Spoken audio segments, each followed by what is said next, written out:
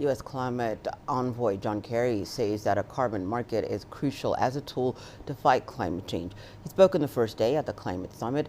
As leaders were mobilizing climate funding from rich world donors, they pushed market-based instruments like carbon credits and debt-for-nature swaps. Climate Policy Initiative estimates that Africa receives only 12% of necessary climate finance. We think Africa can benefit and the global south can benefit only if the carbon market grows. It's got to grow. You heard a mention of about 121 million.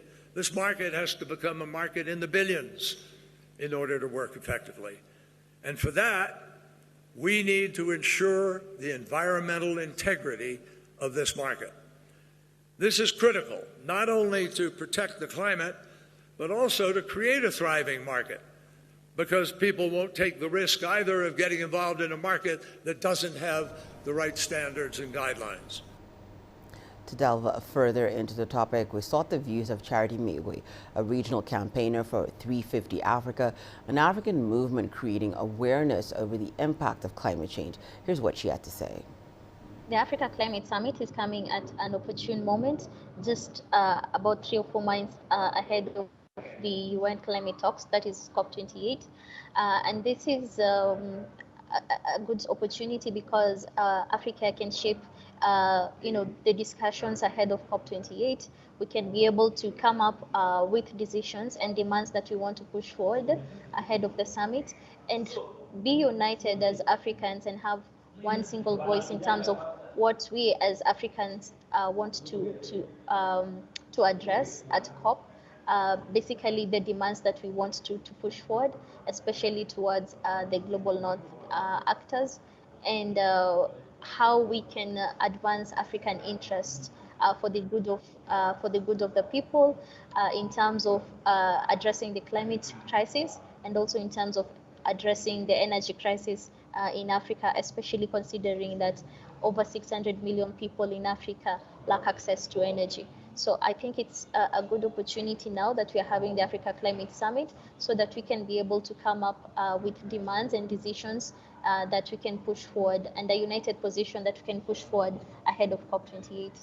Obviously, the climate crisis is the major discussion here, but we have to look at the people who got us here, and majorly that is the fossil fuel industry, and that is companies and projects that deal with coal, oil, and gas.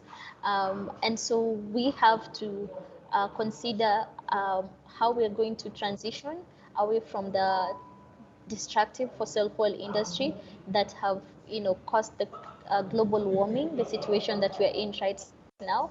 And experts have already said that we should limit global warming from reaching 1.5 degrees. And so for us to be able to stay within that limit or below, it means that we have to take climate action now. It means that we have to shift away from using fossil fuels to renewable energy. And Africa has abundant renewable energy like solar and wind. So that is something that we can tap into and be able to not only address the climate crisis, but also meet the energy needs for the majority of Africans.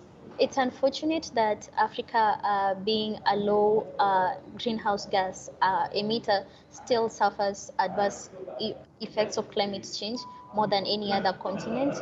And it's a shame that only about 2% of financing from global north has been channeled to Africa to address issues with renewable energy. And about $7 trillion has been dedicated to subsidies for the fossil fuel industry.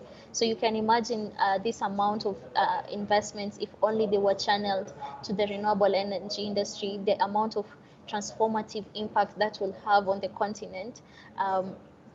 And so we want to call on the global north countries to take responsibility for their fair share of pollution, for bringing us to the situation, the climate crisis that we are in right now, and for them to pay up in terms of climate finance. Since the Paris Agreement in 2015, we have been demanding for $100 billion USD every year for climate finance, which has never been met, even in 2023.